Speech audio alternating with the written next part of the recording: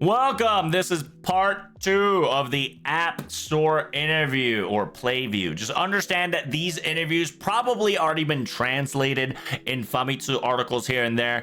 If there is additional information, this is kind of the reason why I'm fully translating it. Make sure you guys like, comment, and subscribe. And here we go. The Lostbelts that's been spread out, a locations of what if worlds, right?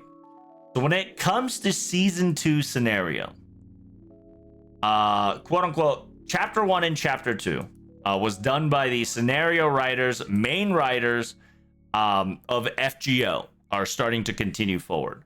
Season 3 had a special Ufubuchi Gen, right? Urobuchi, right? Urobuchi.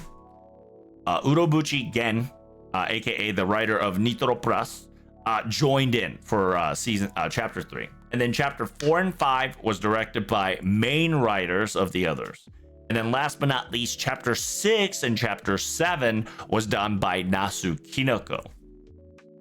So we got the locations of Russia, Russia, Nordic, China, Greece, India, Britain, and little, Aztecian areas. Each individual locations, 7 different locations. The reason they picked that, the reason why they picked those specific 7 areas is because they wanted to create they wanted to put a different land point and create a world of a what if. It says, first and foremost, we come up with an overall idea, and each individual writers will be in charge of each sector. And once the idea got conglomerated, then we would start working on it. As I did overwatched, aka directed it on the overall, I was adjusting everything according to the entire flow to an extent, right? He was adjusting, he was making things happen. And then if you guys remember the classic LB map, the 7 LB maps, this feels so long ago. Simultaneously, the quote-unquote each locations in history, how did it change? And what kind of irregularities occurred to create an evolution that would go to these thought process? That's what I asked the writers to quote-unquote do. Of course, this tremendous work required quite the effort. And even though individual writers knew the Fate series, but what we were trying to accomplish and the settings to be implemented together at hand, even I, which is Nasu, right? Even I needed to pre-prep everything, and it took significant amount of time.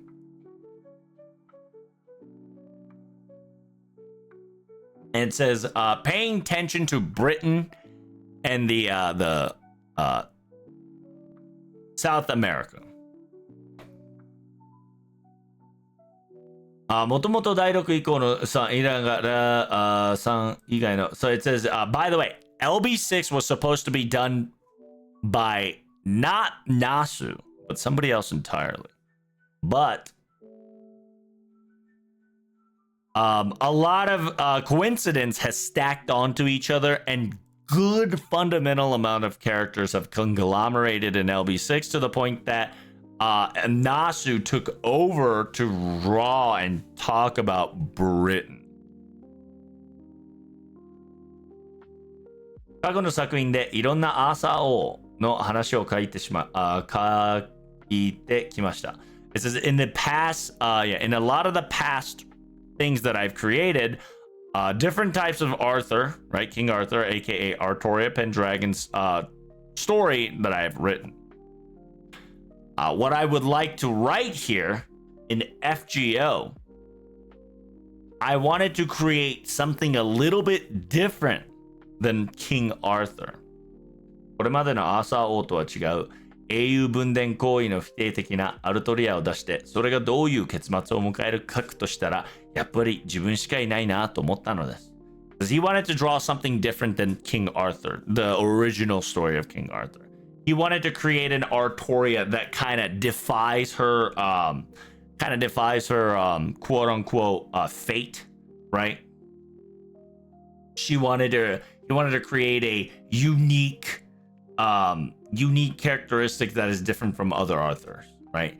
Negative about her acts of being heroic, and depict how the story ends and doesn't like it. And he knew for a fact that he was the only one who could do this, right? And just kind of did it.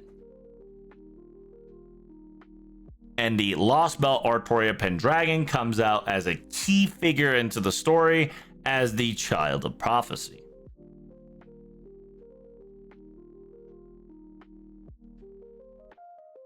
そんな第6章をこれからプレイするのなら、あるいはせめて見返してみるのなら、注意してほしい点をナスさんはこう言います。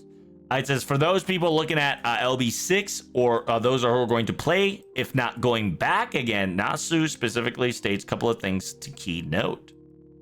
第6章ではアルトリアキャスターに注目していただきたいです。元気いっぱい明るい人類に見えますが、彼女の内面を知った後にもう一度プレイすると、発言の裏側が見えるように書いていますので、その辺に注意してください。It says in LB6, I would like for you to pay attention to everything that Castoria have stated. In the first run, you would definitely see a happy-go-lucky, cheerful person. But once you truly understand who she is while you were playing, you would come to the understanding that there is a backside of kind of like a second language in the background implementing something else behind the scenes of her words. I hope you pay attention to those.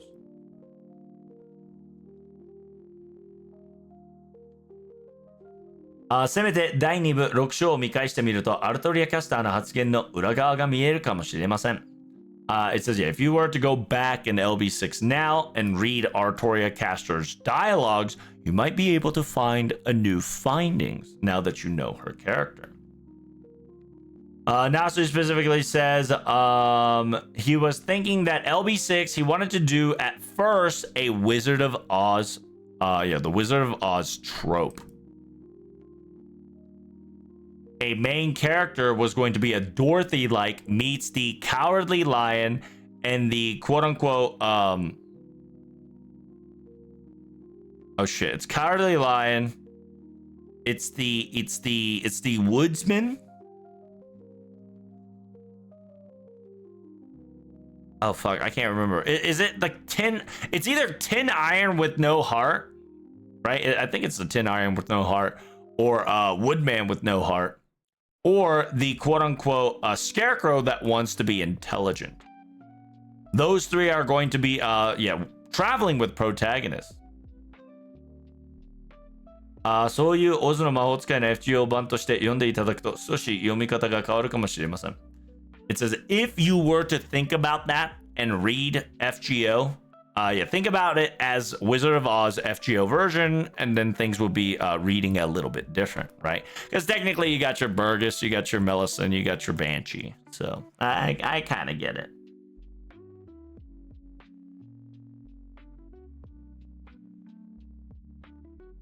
妖精島という人間の世界を保して作った仮面で始めた国があるんですが、妖精国の妖精たちのモデルは今の人類でその辺を見てもらいたいと思います。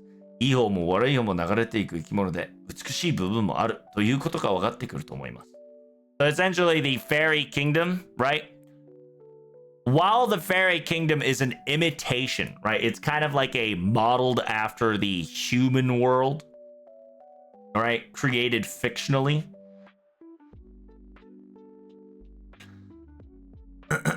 But you can definitely see that, like, while everything's going on, right? The models were modern humans, right? The humanity of now. It's very close to it. You definitely see both good fairies and bad fairies. These living creatures kind of go on the flow of both sides. What he's trying to say is that there's beautiful parts to it, right? Like if you've watched or read the Fairyland, you could definitely see the beautiful part of the Fairyland, and you could kind of see the ugly side of the Fairyland. So for an example, even if were your country that you live, you have unsatisfactory. If you were to walk, if you were to just go on a walk and see a park or a playground, and if you see parents enjoying themselves with their children, you could definitely look at them and think that that's a beautiful scene to an extent as well. It says, yeah, 今の国がどうなっているかとは別に、そこに住んでいる人たちがその名業を無視することはできません。どんな悪い国でも、そこに暮らしている人たちの幸せな日常を否定してはいけないという、そんな気持ちを込めて書いています。今の国が、it says, yeah, no matter what's happening to your current country, right? The people who are currently living in it, you can't just ignore their daily lives and their activities. No matter how bad the country may become or may be, you cannot deny the normal daily happiness of human lives that are surviving day by day. That is the feeling that he wanted to put in while writing LB6, right? So in technicality, LB6, he's saying that Fairy Kingdom was essentially a fictional model case of a what if, imitations of a human world. He kind of draw it kind of like reality-esque to the real world, right? So you could get to see the both beautiful side and the ugly side of humanity, right? But Nasu is also stating that even if you have unsatisfactory of your country or where you live, there's some, small happiness. There's some small gesture of hope in the small lives instead of looking at overall big picture, right? And he didn't want to deny that small daily happiness of human lives that they have just because it's a bad country, right? And that's kind of the feeling. It's essentially, it's saying that, like, how Fairyland kind of was a happy-go-lucky place, but little by little, you get to learn how chaotic and rude and messed up it was. But you definitely still saw fairies, right? Including my boy Mike, right? Mike the goat. They're still good in some of them, right? Some of them couldn't handle themselves, but some of them tried to stay as, neutral or kind as possible. But there are ugly sides to this whole thing. Then he's talking about LB7. そして第7部では FGO のこれまでの話を切羽するものとして今の人類と異文体の人類との違いを書きました。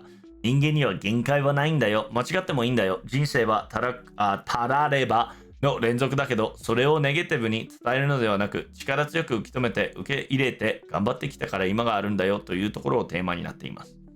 So it says, LB7 was definitely, he wanted to create a contrast story, right? He wanted to create a difference between the humanity of today and humanity in the Lostbelt, right?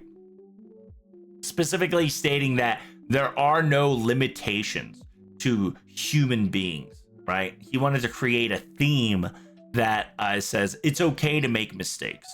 Life is full of tarakureba is like a what ifs, right? What ifs or should've, could've, would've kind of deal, right? And so, life's all about that. You shouldn't hold it into negativity, right? In a negative aspect, but just accept it of what you've been given with strong determination and continue forward and do your best. That is where we can get to today, right? Like he's kind of saying that like life's full of what ifs and what could have, should have, but don't hold it as a negative aspect, right? Just whatever happens, stay strong, determine yourself to be moving forward, and that's why we have today with all these things. That is the theme that Nasu kind of wanted to go for LB7. それからゲームとして面白いことを全部やろうという思いも話しました。It says, as a video game, he wanted to throw everything at it to kind of do everything he wanted. ものすごい強い敵を前に総量的に挑み、プレイする人にも達成感を持ってほしいと思いました。It says against a really powerful opponent, a quote-unquote long-winded war of attribution. Attrition, excuse me. War of attrition. I wanted the players to feel the success and want to feel the accomplishment of able to pull it off themselves. AKA, if you don't know, in LB7, we had to fight ORT. ORT was a bitch. But hey, it was very satisfactory when we beat the crap out of him. It definitely was a FGO check, servant check as well, to make sure that you're not using like only 3 servants. It is pretty funny. It is a fundamental gatekeep slash strat check, so you're not facing with the same 2 servants. 7章についてはナスさんは純粋に魔漢環境の探索を楽しんでほしいですねと笑いますね。自分の中には重いテーマもあったのですが、それはさておき、ジュール・ヴルヌの SF の小説な冒険を楽しんでください。ナウイ・メキトランという空想星の中で下へと下へと向かっていきます。途中でいろいろな面白い展開があってドタバタしながら物語のクライマックスを突き進もうって感じです。So essentially, LB7, right? Nasu specifically commented.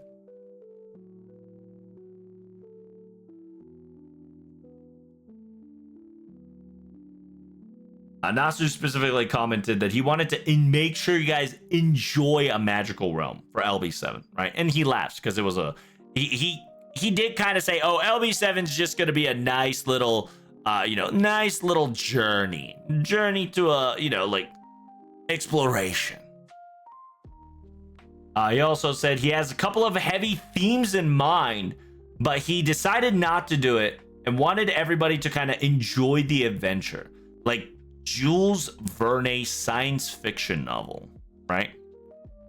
Naui Mictoran is essentially a hollow world that gets deeper and deeper as you go forward. In the middle of all these things, you're going to be hectically evolving into an interesting development left and right. And getting into the story's climax was the pacing of sort. Also enjoy laggy maps. True. Map was a bit laggy, but it still was pretty lit. And if you don't know, that's the right here. That's kind of the map setup of LB7. Other than that, that concludes this segment. Make sure you guys like, comment, and subscribe. Any comments, make sure you write it. I would love to answer it whenever I get a chance. Thank you so much for the subs and supporting my stream. I'll see you in the next one. Peace.